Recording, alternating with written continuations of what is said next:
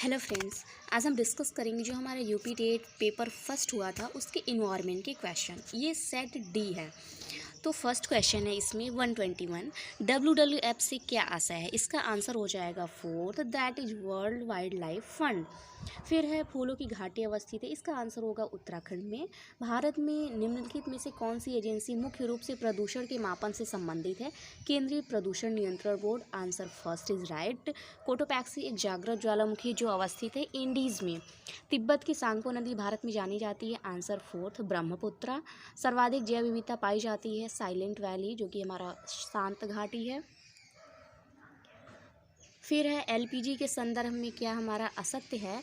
तो यहाँ पर क्या होता है कि सारे राइट है, बस जो मीथेन उत्सर्जन करने वाला होता है ये रॉन्ग है, क्योंकि मीथेन का जो उत्सर्जन होता है वो सीएनजी में होता है, एलपीजी में नहीं होता। पारिस्थितिक तंत्र के घटक है फर्स्ट आंसर जैविक तथा अजैविक। मकर रेखा है 23.5 साउथ।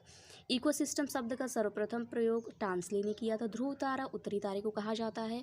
फिर नेक्स्ट है भारत में प्रोजेक्ट टाइगर प्रारंभ किया गया 1973 में। कान्हा राष्ट्रीय उद्यान भारत में अवस्थित है मध्य प्रदेश में।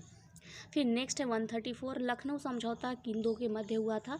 ये हुआ था हमारा कांग्रेस व मुस्लिम लीग के मध्य।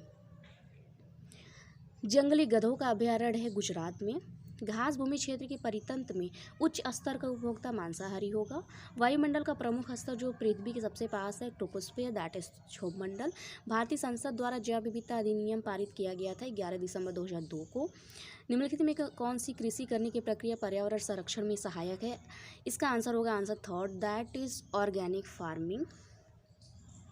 अम्लीय वर्षा संबंधित है sulphuric acid. Answer first is right.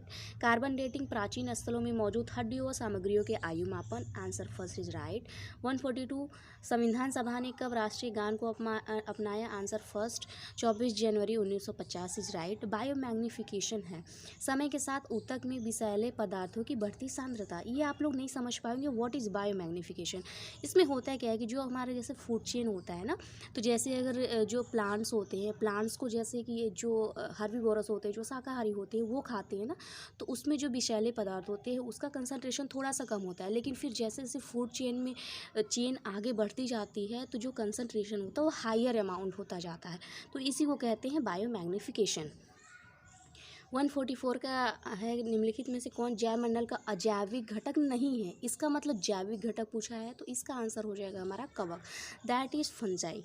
Green peas international का मुख्यालय अवस्थित है एम्स्टर्डम नीदरलैंड में। नेक्स्ट है हमारा 146 आर्सेनिक द्वारा जल प्रदूषण सर्वाधिक है पश्चिम बंगाल। भारत में पश्चिमी घाट के दक्कन शुष्क है क्योंकि जो हमारा पश्चिमी घाट होता है सुरक्षा अधिनियम पारित किया गया है 1972 में। वायुमंडल की ऊपरी सीमा पर प्रति इकाई क्षेत्र में प्राप्त होने वाली सौर्य विकिरण कहलाती है सूर्यताप। देश के संविधान से मौलिक कर्तव्य लिया गया है। मौलिक कर्तव्य लिया गया है हमारा रूस से लिया गया दैट इज USSR।